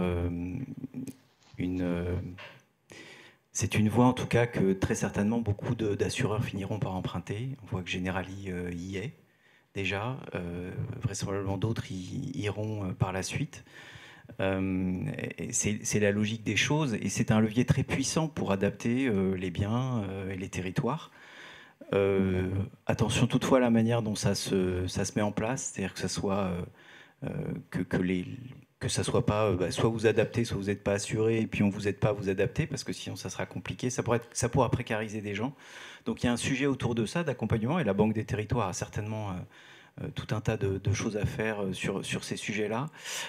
Donc il y a ce qui est nouveau, hein, ce que je pense qu'on est en train de vivre depuis quelques années, c'est le fait que assureurs comme banquiers, c'est-à-dire les puissances financières, ceux qui investissent, qui irriguent toute l'économie, qui drive cette économie, se mettent sur le sujet, quoi. Et ça change beaucoup au niveau des business models, au niveau de l'économie, au niveau de la puissance qu'il y a dans l'adaptation. Cette puissance, il faut qu'elle elle se mette en place avec, aussi je reprendrai peut-être les mots de la Maïf, avec solidarité, puis avec un peu de précaution, effectivement, pour sans doute les populations les plus précaires qui auront un peu de mal à rentrer dans cette adaptation. Donc c'est un sujet collectif, mais on a des leviers aujourd'hui qui sont beaucoup plus puissants que sans doute ce qu'il y avait il y a 10 ans. Merci. L'importance de travailler collectivement, je pense que ça, c'est revenu sur chaque séquence. On a d'autres questions ? Oui, alors 3 interventions suite au débat sur l'urgence, la gestion des situations d'urgence. Alors une première question, quelle perspective pour le développement du modèle d'assurance indicielle pouvant permettre une délivrance plus rapide des primes en cas d'urgence, comment l'articuler avec les collectivités, quels acteurs publics privés mobilisés? Et puis 2 autres questions qui sont en fait des points de vue qui sont partagés d'une personne qui travaille dans les assurances, donc qui est persuadée que les défis du secteur sont la prévention et la réparation, qui rajoute spécifiquement que du point de vue réparation, reconstruction, donc il y a un enjeu sur le traitement de l'urgence. Ces défis sont gigantesques pour un secteur qui a l'habitude de fonctionner avec des ROI connus d'avance, des délais allongés par des procédures complexes et ultra sécurisées, de payer plutôt que de réparer en nature et donc de dire c'est à nous les assureurs d'agir. Autre point de vue partagé par une personne de l'ANCT sur le sujet d'ingénierie. Il y a de l'ingénierie de l'État disponible, encore faut-il une gouvernance locale qui sache s'en emparer ou donner la main directement aux services de l'État pour mettre en œuvre cette ingénierie de reconstruction en urgence. Et également, toujours de l'ANCT, le partage de points de vue sur la nécessité de mieux diffuser les PPRI quand il y en a. Donc sur ces sujets d'urgence, est-ce que l'un de vous veut répondre ? Je peux peut-être répondre sur l'assurance forfaitaire ou effectivement ce qu'a évoqué effectivement la personne qui a posé la question. Il y a 2 types d'assurance. Il y a l'assurance indemnitaire et donc qui paye le coût de la réparation pour remettre, on va dire, dans l'état avant la survenue du sinistre. Et puis il y a l'assurance qu'on appelle paramétrique ou indicielle qui, dès lors qu'un élément est déclenché, ça peut être une vitesse de vent, ça peut être une température, ça peut être n'importe quel type d'événement qui est mesurable. Dans ces cas-là, il y a une indemnité dite forfaitaire. Et c'est vrai que dans ces cas-là, on n'a pas tout le processus lié aux assurances indemnitaires dans l'exercice, on va dire, de toutes les conditions administratives et réglementaires de la reconstruction. Et donc l'assurance paramétrique, c'est quelque chose que les assureurs utilisent eux-mêmes pour se réassurer. Parfois, lorsqu'il y a une absence ou un manque de réassurance, on va sur les marchés financiers avec justement ce type de recherche de couverture paramétrique.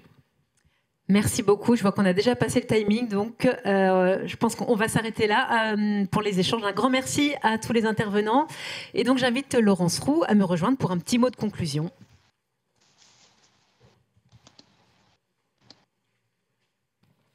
Merci beaucoup. Je crois qu'on a largement écoulé le temps, mais que le sujet le méritait. Donc, ce que je retiens, c'est que le sujet est de taille, mais que des solutions existent. Je crois que vous avez prononcé les 4 mots magiques: prévention, adaptation, responsabilisation, solidarité. Tout le monde a l'air parfaitement en ligne ce matin, donc peut-être le mot de la fin, c'est envie de continuer. Et sans doute, on va tous se revoir. Et on a du boulot, mais c'est possible. En anticipation, la question de l'urgence à ne pas oublier comme un prérequis et en préparation de la reconstruction. En tout cas, merci beaucoup pour ces débats, pour votre engagement. C'est aussi un mot qui est ressorti ce matin. Et merci pour tous ceux qui sont en distanciel. Et puis un excellent appétit, du coup. Merci beaucoup. Pardon, un dernier petit mot, pardon Laurence, dernier petit mot, que cet événement sera disponible en replay dans quelques jours sur le site du Hub des territoires et qu'on vous donne rendez-vous pour notre prochain rendez-vous sur l'adaptation au changement climatique le 15 octobre sur le thème comment passer à l'action.